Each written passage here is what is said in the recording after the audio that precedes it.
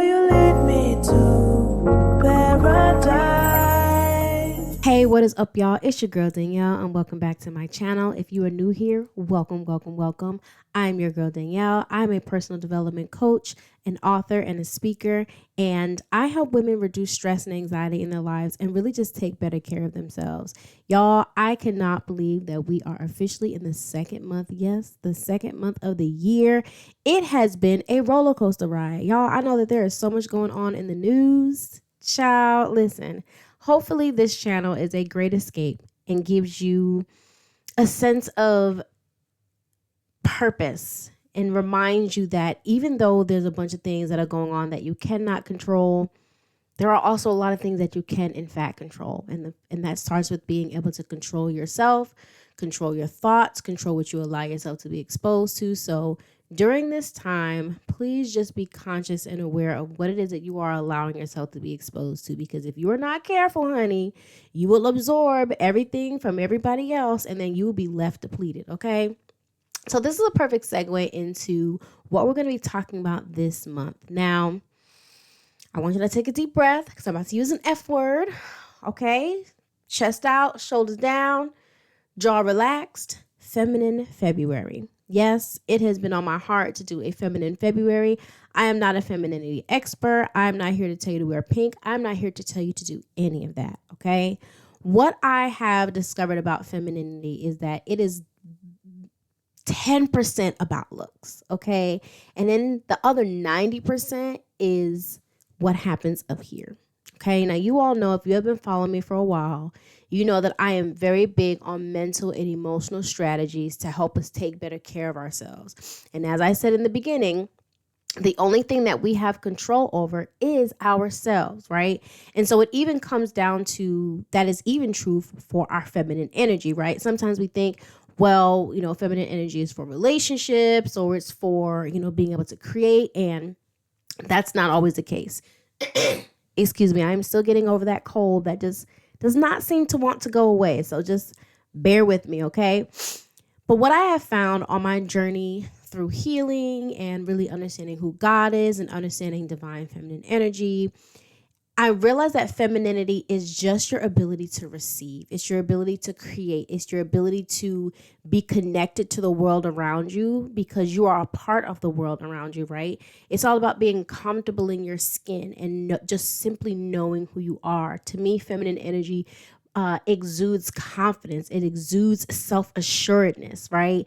It exudes, I am who I am and I love who I am. And we each express that very differently. So as we're going through Feminine February, my goal is to not teach you how to be more girly or anything like that. My goal is to teach you how to relax, how to accept help, how to accept that you don't need to know everything. And most importantly, to accept yourself for exactly who you are. Some women don't think that they're feminine because they don't have the outward appearance that they believe is true femininity.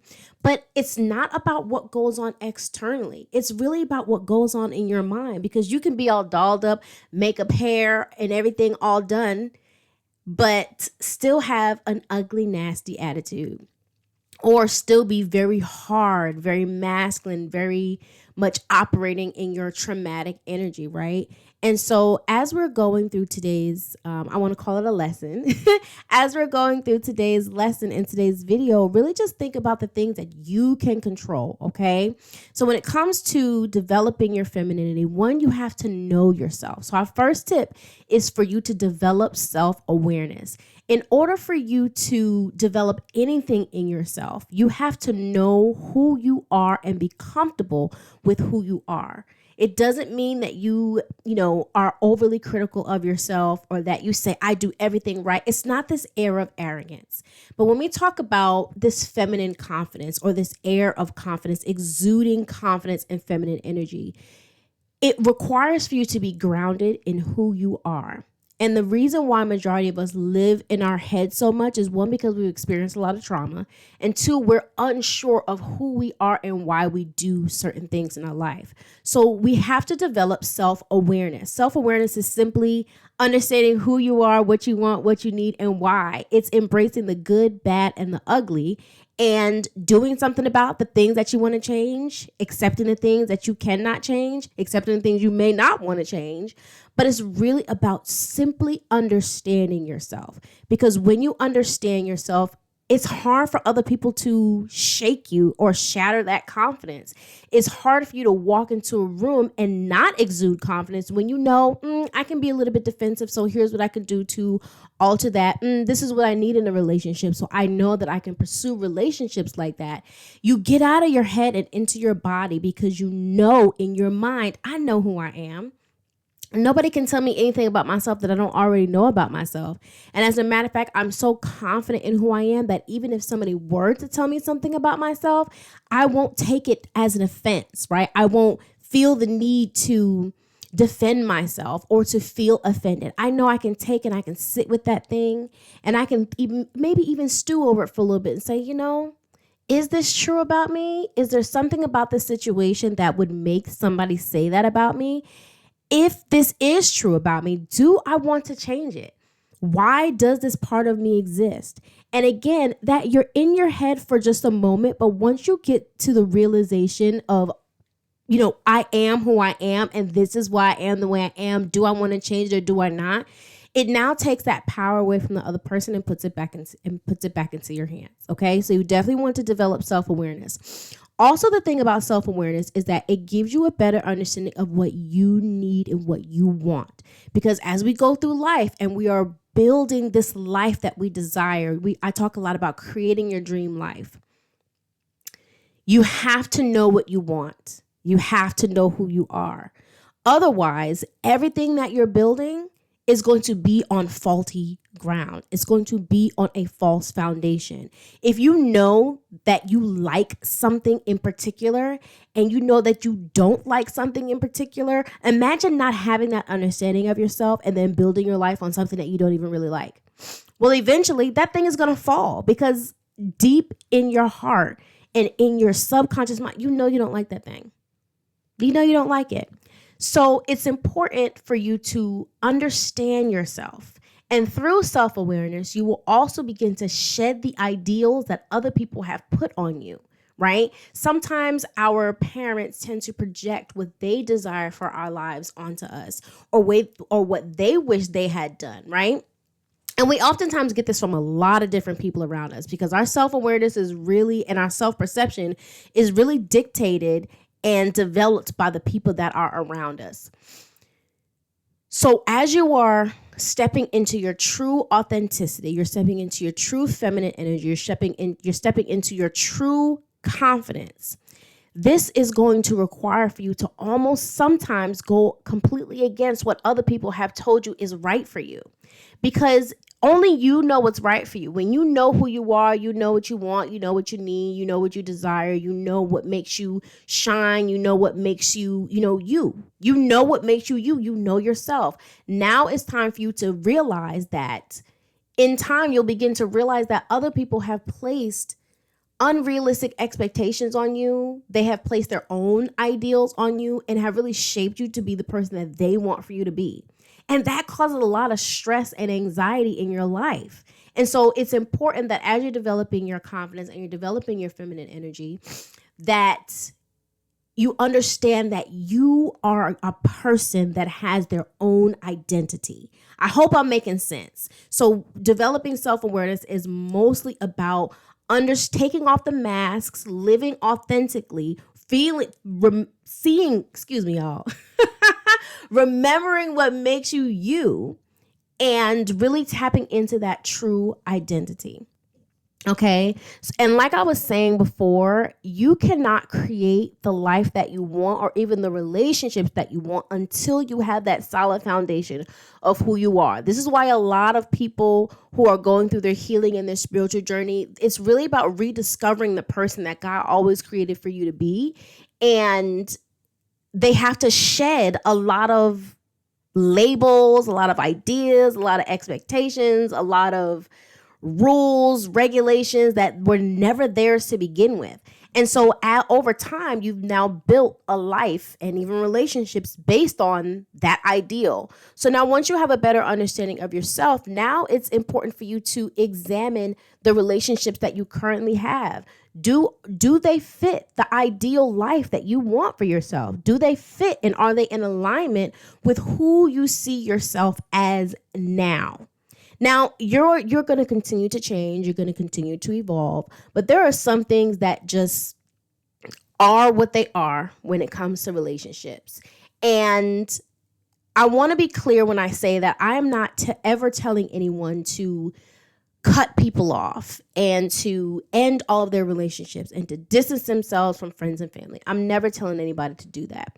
What I'm saying is that it is important for you to tap into your authenticity so that you can cultivate relationships that support you and bring you peace, where you don't feel like you have to wear a mask, where you feel like you don't have to, like, where you feel like you can't communicate, where you have to be somebody other than who you are. Those type of relationships are oftentimes bred by people pleasers. And people pleasers tend to forget that they are people. I heard somebody say this on TikTok or Instagram. People pleasers are people. And when you base your life and your relationships based off of what you do for other people, who you are for other people, and if other people are satisfied with you, you cannot live in your authenticity. People are fleeting. And one person has one desire from you, another person has another desire from you, then your mom and your daddy desire something else for you. And it's like, where are you in the midst? Okay, so to my people pleasers, I am in fact a recovering people pleaser. I am still in the recovery process. Remember that you have to be pleased as well. So you need to really begin to examine your relationships that you have had and see if they are worth holding on to. Some of them, when you begin to look back, you're going to realize that some of the relationships have been traumatic for you, or that they have bred and feed this insecurity within yourself and continue to make you feel less than. I had a friend, and this is no shade to her because I don't know if she watches this or not. It wasn't that she was a bad friend. It was the fact that if you can be friends with someone who talks bad about me, and you talk bad about everybody around you, and you never support me whenever I go off on somebody on your behalf, or even on my behalf, how can I call you a friend? How can I truly call you a friend? I don't even feel like you're in my corner. So now I'm questioning every single thing it is that I do. And I'm ready to go to bat for you. But you put me in situations to where I have to go to bat for you. I never put you in a situation to where you have to go to bat for me. And even if I ever did, you have shown me that you would never go to bat for me. As a matter of fact, you would blame me for going to bat for myself. So again, you have to examine your relationships and cultivate and build relationships that really bring you peace and speak to the person that you truly are. Okay. This looks like equal give and take. They encourage you, you encourage them. They show up for you, you show up for them. And some boundaries just don't even have to be explained. You don't have to over-explain yourself. You don't have to overextend yourself. As a matter of fact, when you say no, they're like, oh, okay. They're not mad. They're not upset. It doesn't mean that you all don't have conflict or that you all don't have to resolve things within yourselves. But relationships are not supposed to be hard. This is in both intimate and friendships. Do we have conflict? Absolutely. But there's no reason why you should be struggling in all of your relationships. If you're struggling in all of your relationships, I encourage you to take a step back. Okay, because nobody deserves to struggle in all of their relationships. So like I said, you definitely have to set and enforce boundaries, because your boundaries keep you safe. They actually help you cultivate healthier relationships. And it ensures that the people who do not bring out the best in you stay away.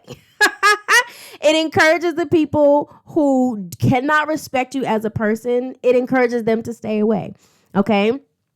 And I want to be clear. I'm never telling anybody to let people go. But people who drain you, coming close. They gotta go. Okay? People who drain you have to go. They will pull on you and pull on you and pull on you and guilt trip you. And if you are already trying to overcome overextending yourself, toxic relationships, trauma, low self-esteem, feeling low, feeling down, you can't have those people around you, okay? Because they will drag you back to where you have already been delivered from.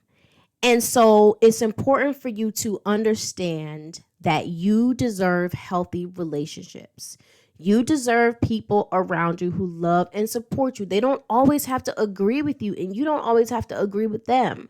But if you have your life together, you need to be around people who have their life together. If you are somebody who has a career, you need to be around people who have a career. If you don't smoke, you don't need to be around people who smoke. If you don't do drugs, you do not need to be around people who do drugs, right? You have to find like-minded people who love and support you, okay?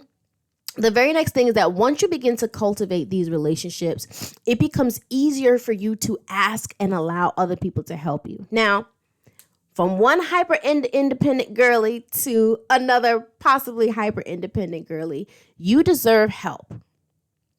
You deserve support. You deserve to be helped and supported. You deserve to receive more, and even I'll even say more than you give out. And like I was saying earlier, your feminine energy is really about you being willing to receive, being open to receive. Sometimes we tend to close ourselves off, again, because of trauma, because when we let somebody help us out before, they went and they told our business, or they threw it in our face, or they didn't show up for us. For a lot of us, we learned early on that we just couldn't rely on people to help us. And so we just didn't. But as you're developing your feminine energy and your feminine identity, you're going to have to allow others to help you, which is why it's important for you to cultivate relationships that bring you peace, that are reciprocal, because it becomes easier to accept help from people who are healthy for you and who have shown you that they love, that they care about you, and that they do, in fact, have the capacity to show up for you. Now, some people just don't have the capacity to help you, and that's okay. But it starts with the little things, right? So I'll give you an example. I'm a I can do it all by myself type of girl, okay? I'll do it all by myself, okay? But I got to a point to where my body was breaking down, my mind was breaking down, and I realized, okay, something has to change, because doing it all by myself is literally killing me, okay? And I have way too much to live for me to be trying to do everything by myself. And I just didn't deserve it. As much as I gave to everybody else, I absolutely deserve some doggone help. So I would allow people to do little things for me, right? So like I would allow a man to open the door. I would allow someone to pay for my meal without me saying, "Oh no. It's okay, I got it." I don't have now. I don't have anything to prove. Now I know myself. Now I surround myself and put myself in environments that bring me peace. Now all these things have made it easier for me to now say, "Okay, I am worthy of help. People do in fact want to help me. Let me go ahead and let the ones who do want to help me help me." I hope y'all are seeing the pattern in which, I'm talking, okay? And so I would let people do little things to me. I remember when I was in church and I used to wear heels most of the time. And so anytime we went up on the platform, we had these steps. And so every single time a gentleman put his hand out, I would take his hand, and so that he can lead me up, because baby, I don't want to fall, okay? And I would see some people, and this is no shade to anybody who does this, because some people just don't care that much. But for me, I have to train myself to not neglect the people who are trying to help me, to not push away help when it's right there in my face. Even when it comes down to, if somebody doesn't offer to help me up, I would ask for help. "Excuse me, can you help me up?" Yeah, you want to know why? Because I don't want to fall, okay? And you also have to train other people to help you, right? So those are just little things here and there. So definitely starting with the little things that will help you break this sense of hyper independence. And even if somebody says, "Do you need any help?" say yes.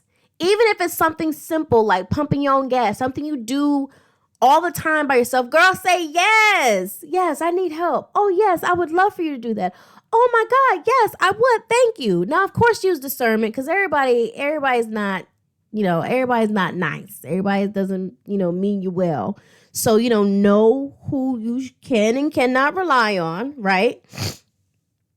But just know that you deserve help. And then the very last thing that I'm going to say, I listened to this woman on YouTube, and I follow her pretty closely. She's a businesswoman, and she talks about how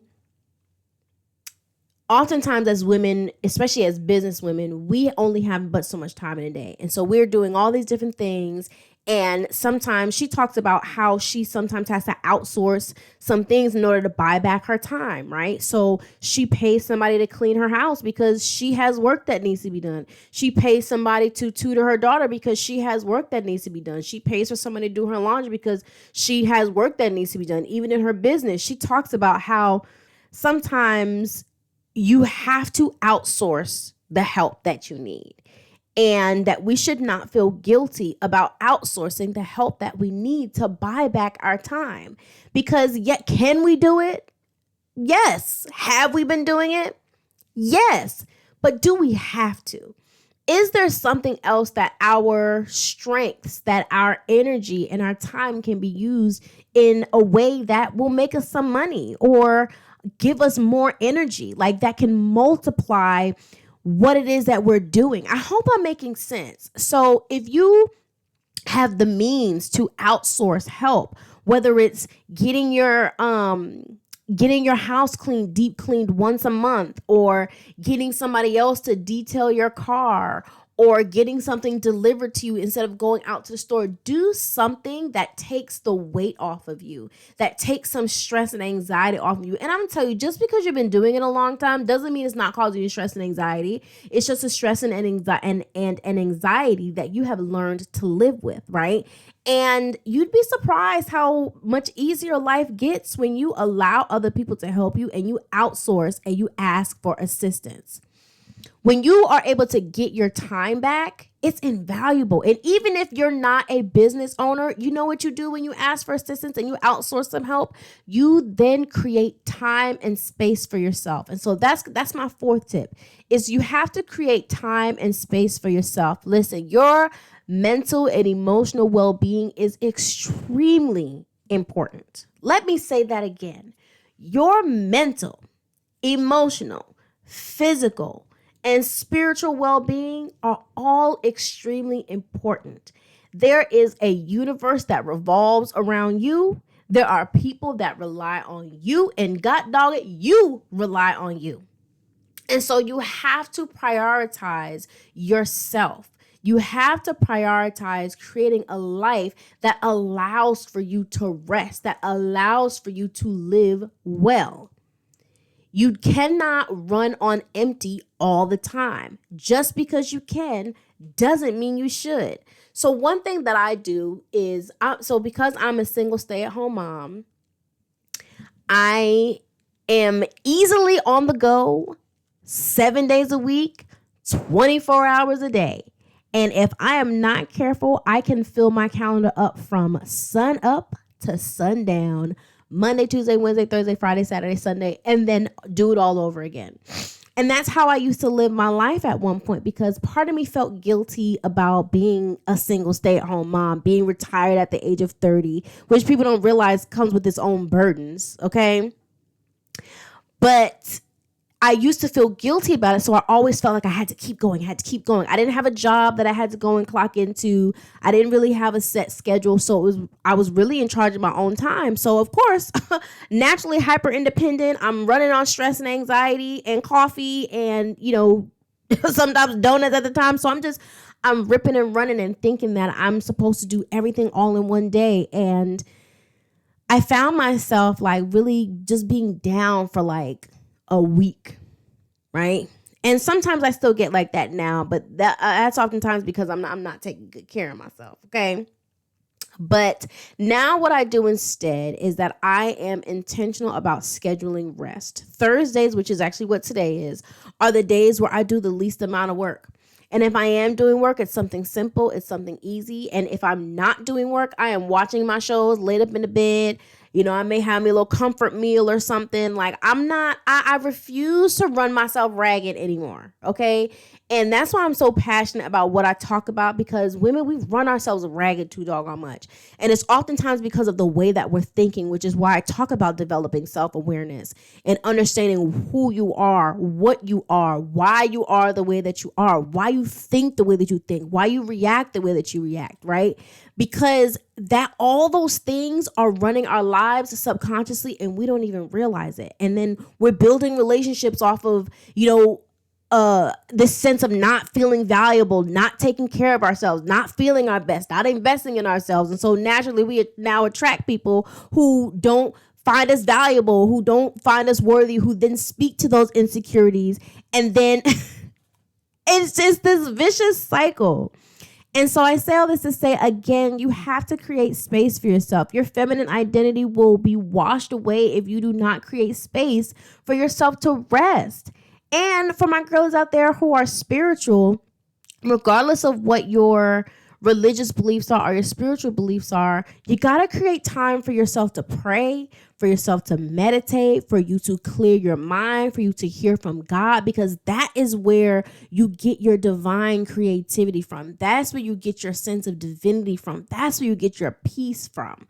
Okay. And especially if you are a very creative person, you really have to rest, because your mind is probably always going a mile a minute. You're always creating. And if you're not careful, you will run into creative blocks because you're not creating space for yourself. And then one of the last things that I want to say is that you have to do what you enjoy. You have to allow yourself to be free, to be carefree, to have fun. If you used to dance, you better be dancing. If you love to sing, you better be singing. If you enjoy running, you better go running. If you enjoy going to the gym, you better go to the gym.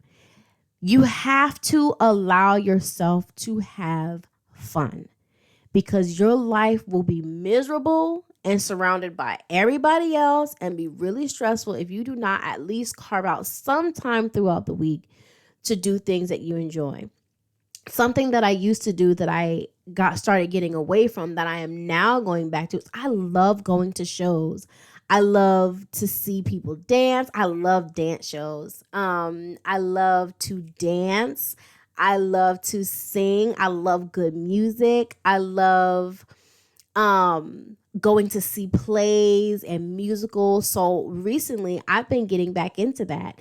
And I don't have a ton of money to invest in it, but if something is like $10 or $30, or I think the most I've paid recently is like $75, if it's something that I know that I'm going to enjoy, I'm going to go do it. And I'm scheduling it in advance. So this past beginning of February, I went to a silent disco with one of my friends and we had a blast. Now I got VIP child, because VIP was only $45. I don't like being with, where it's a bunch of people. I like, being a little separate, have a little bit more space. But because that's, and we danced the night away and we had such a great time. And so I hope that this video was helpful to you. There are a lot of things that are out of your control. You cannot control how people respond to you. You cannot control how life goes, what's going on in the world. There's only but so much that you can control. And this is your command center. Your mind is your command center. And so as you are going through this month, I want to encourage you to be more open to figuring out what your feminine identity is. Who are you when you lay down in the bed at night and nothing is going on? When you're laying down in the dark and you're left with your thoughts, who are you? Don't think about what you've done for the day, who you are to people. Simply think about who you are as a woman. I follow this femininity coach, and she talks about how oftentimes when women introduce themselves, they talk about who they are to other people or what it is that they do. I have this degree. This is what I do for work. This is, who I am. We lead with our accolades. And, while there's nothing wrong with that, that is very masculine energy. The masculine energy is the doer. But she talks about like when you talk about who you are as a woman, right? So like I say I am kind, I am loving, I am gentle, I am firm but fair. I love to have fun. I love to giggle. I'm a big ball of energy. I light up a room every time I go in. I'm also very mysterious. I'm a great communicator. Like this is just who I am, right? Without me doing anything, I can just walk into a room and I'm literally a ray of sunshine because that's just who I am. When I walk into a room, there's an air of mystery about me because I don't say a lot oftentimes. And even if I do say a lot, trust me, I'm not saying half of what I'm really thinking. So, really just begin to identify with yourself. Come out of the sky. Don't be up here all the time. Come back down to earth and ask yourself, who am I? Not what am I to everybody else, not what do I do well. Who am I? And from there, you will begin to unfold the onion that is you. And baby, you'll be one of the best smelling onions that I've ever seen. Maybe a rose would be a better analogy. But anyways, I hope you all enjoyed this video. Again, tap into your feminine identity. This month, we're going to talk a lot about how to create more ease in our lives, right? And a lot of it starts with understanding who we are so that we can now create a life based on who we actually are, not who people have taught us to be, right? And really just peeling back the layers of ourselves, okay? Thank you so much for joining me. I love y'all so much. Make sure that you like, comment, and subscribe. Comment which one. No, you know what? Here's what I want for y'all to do. Down below, be sure to comment and answer the question, who are you? I want you to type 3 things, 3 characteristics of yourself that you can identify about yourself.